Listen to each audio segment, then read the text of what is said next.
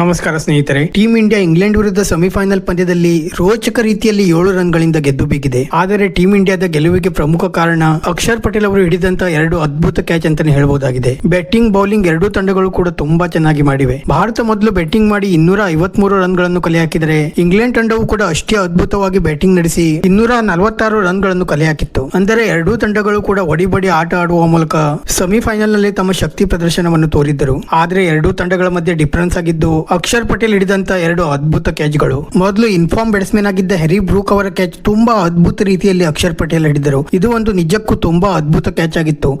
ಹಿಂದಿನ ಭಾಗದಲ್ಲಿ ಮತ್ತೆ 25 ಮೀಟರ್ ಸುಮಾರು ಓಡಿ ಅದ್ಭುತ ರೀತಿಯಲ್ಲಿ ಕ್ಯಾಚ್ ಹಿಡಿಯುವ ಮೂಲಕ ಹ್ಯಾರಿ ಬ್ರೂಕ್ ಅವರನ್ನು ಅಕ್ಷರ್ ಪಟೇಲ್ ಅವರು ಪೆವಿಲಿಯನ್ ದಾರಿ ತೋರಿಸಿದರು. ಇದು 1983ರಲ್ಲಿ ಕಪಿಲ್ ದೇವ್ ಅವರು ಫೈನಲ್ ನಲ್ಲಿ ಹಿಡಿದ ಕ್ಯಾಚ್ ನೆನಪಿಸುವಂತಿತ್ತು. ಅಷ್ಟರ ಮಟ್ಟಿಗೆ ಈ ಕ್ಯಾಚ್ ಪಂದ್ಯದ ಮೇಲೆ ಪ್ರಭಾವ ಬೀರಿತು. ನಂತರ ಕೊನೆಯ ಹಂತದಲ್ಲಿ ಅದ್ಭುತ ರೀತಿಯಲ್ಲಿ ಬ್ಯಾಟಿಂಗ್ ನಡೆಸುತ್ತಿದ್ದ ಸ್ಫೋಟಕ ಬ್ಯಾಟ್ಸ್ಮನ್ ವಿಲ್ ಜಾಕ್ಸ್ ಅವರನ್ನು ಬೌಂಡ್ರಿ ಲೈನ್ ನಲ್ಲಿ ಅಕ್ಷರ್ ಪಟೇಲ್ ಮತ್ತೆ ಶಿವಮ್ ಡುಬೆ ಅವರು ಅದ್ಭುತ ರೀತಿಯಲ್ಲಿ ಕ್ಯಾಚ್ ಹಿಡಿಯುವ ಮೂಲಕ ವಿಲ್ ಜಾಕ್ಸ್ ಅವರನ್ನು ಔಟ್ ಮಾಡಿದರು. ಇದು ಕೂಡ ಟೀಂ ಇಂಡಿಯಾದ ಗೆಲುವಿಗೆ ಪ್ರಮುಖ ಕಾರಣವಾಯಿತು. ಅಕ್ಷರ್ ಪಟೇಲ್ ಅವರು ತೋರಿಸಿದಂತಹ ಪ್ರೆಸೆಂಟ್ ಆಫ್ ಮೈಂಡ್ ಈ ಪಂದ್ಯದಲ್ಲಿ ತುಂಬಾನೇ ಚೆನ್ನಾಗಿತ್ತು. ಮತ್ತೆ ಈ 2 ಕ್ಯಾಚ್ ನ ನಂತರ ಗೌತಮ್ ಗಂಭೀರ್ ಅವರ ರಿಯಾಕ್ಷನ್ ಕೂಡ ನೋಡುವಂತಿತ್ತು. ಸಾಮಾನ್ಯವಾಗಿ ಗೌತಮ್ ಗಂಭೀರ್ ಅವರು ತುಂಬಾ ಕೂಲ್ ಆಗಿ ಕಂಡು ಬರುತ್ತಾರೆ. ಆದ್ರೆ ಈ 2 ಕ್ಯಾಚ್ ನ ನಂತರ ಗೌತಮ್ ಗಂಭೀರ್ ಅವರು ಕೂಡ ಎದ್ದು ಕುಣಿಯಲು ಆರಂಭಿಸಿದರು. ಮತ್ತೆ 18ನೇ ಮತ್ತೆ 19ನೇ ಓವರ್ನಲ್ಲಿ ಜಸ್ಪ್ರೀತ್ ಬುಮ್ರಾ ಮತ್ತೆ ಹಾರ್ದಿಕ್ ಪಾಂಡ್ಯ ಅವರು ಕೂಡ ಅಷ್ಟೇ ಉತ್ತಮ ದಾಳಿ ಕೂಡ ನಡೆಸಿದರು. ಇದು ಕೂಡ ಭಾರತದ ಗೆಲುವಿಗೆ ಪ್ರಮುಖ ಕಾರಣವಾಯಿತು. ಸ್ನೇಹಿತರೆ, ಸದ್ಯ ಟೀಂ ಇಂಡಿಯಾ ಸೆಮಿಫೈನಲ್ ಗೆಲ್ಲುವ ಮೂಲಕ ಫೈನಲ್ ಪ್ರವೇಶ ಪಡೆದಿದ್ದು ಫೈನಲ್ ನಲ್ಲಿ ಬಲಿಷ್ಠ ನ್ಯೂಜಿಲೆಂಡ್ ವಿರುದ್ಧ